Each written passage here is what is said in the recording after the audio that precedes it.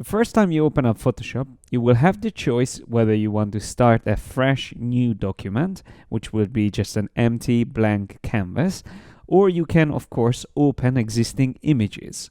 First, let me show you how to create a new document. We can click on New here in the welcome screen, or we can go to the File New option. Once I select that, I will have presets to choose from, and that you can find under the document type. Now here, as you can see, we have some options for web, mobile and app design, print, like US paper, international paper, and even other options like film and video. But let me just stick to photo, and I'm going to choose one of these standard sizes. So I will choose a landscape 5 by 7 inches. By the way, whenever you select one of these standards, you can still make changes to it. So if I want, I can change the size, I can even change the measurement. And then there is an option called resolution, which I'm going to talk in more detail later on. But this is essentially the print quality. And the higher the resolution is, the better your print quality will be, but the smaller the actual size of the printed image will be. The color mode by default is RGB, but we can choose from other options as well. Once again, I'm going to talk about color modes and bit depth in more detail in another video.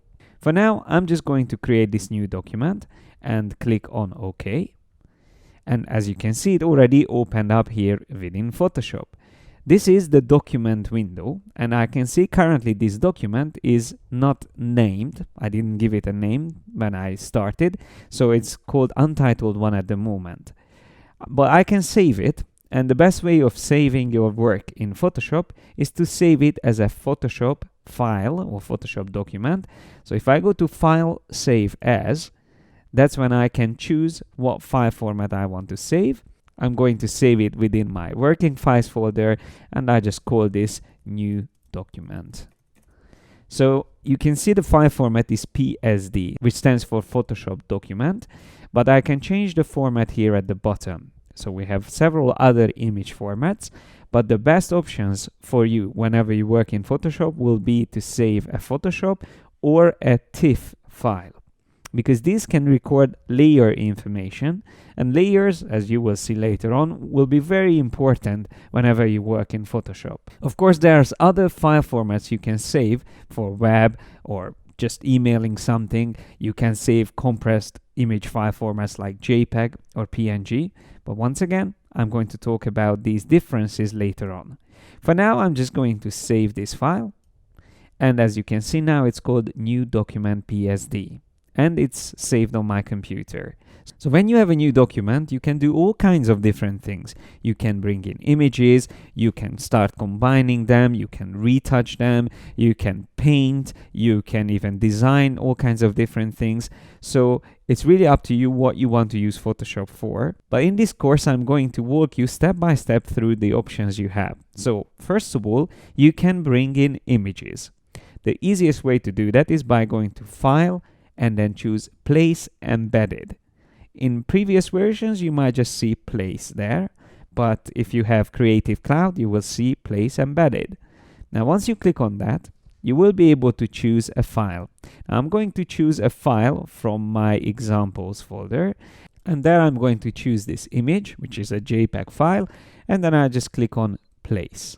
Now, once I clicked on Place, it already shows up on my canvas, and it actually tries to fill in the space that I have. But I can always make this smaller or bigger. All you need to do is to hold down Shift and drag one of the corner points to resize. Let's say I wanted this size, and then I can click anywhere on the image to move it around.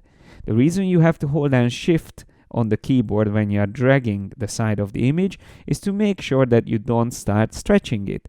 Look what happens if I don't hold it down. It might end up completely distorted. So that's why hold down Shift whenever you drag one of the corner points.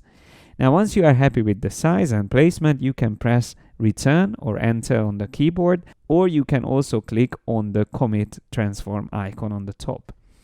So once that happened, now we have this image in our Photoshop document as a layer.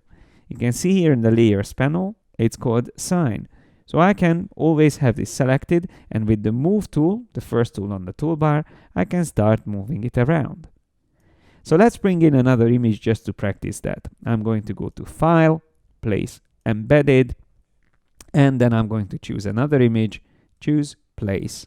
You see again it came in and it fits to the canvas by default, but then I can shift drag it down to the size I want, and then I can press return again to accept the change.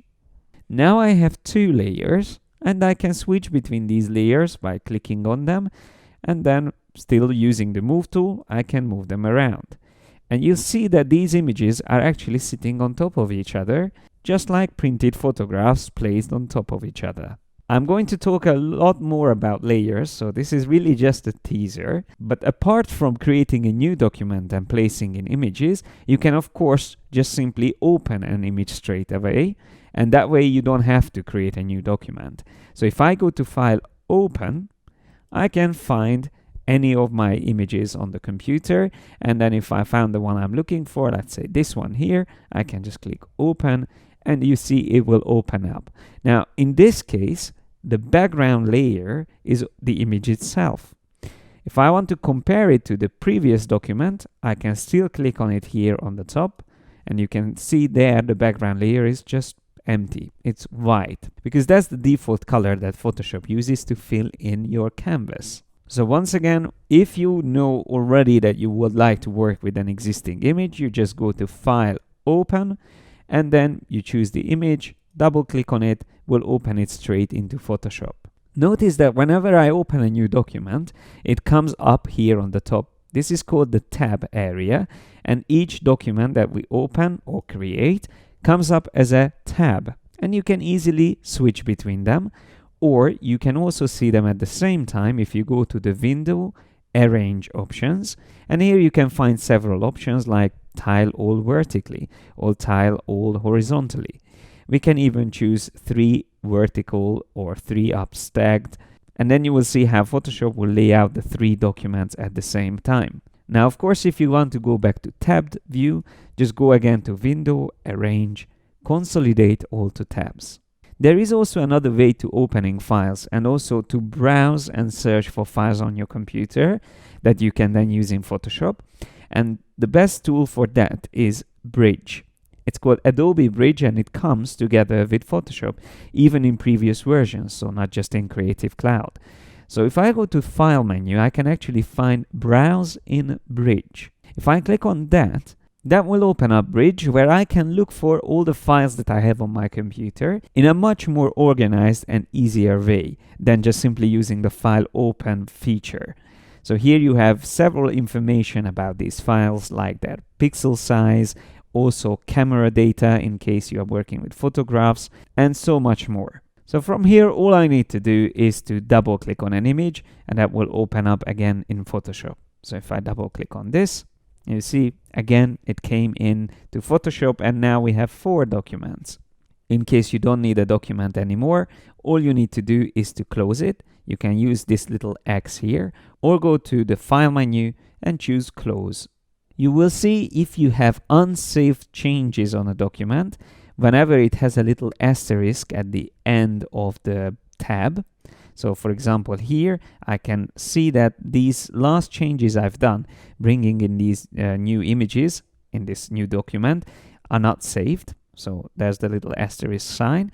If I go to File, Save, that sign will go away, which means that this document is up to date.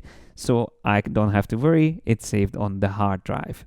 But as soon as I move one of these images around, you will see that the asterisk sign comes back, just as a way of reminding me that I might need to save this before I'm going to close it.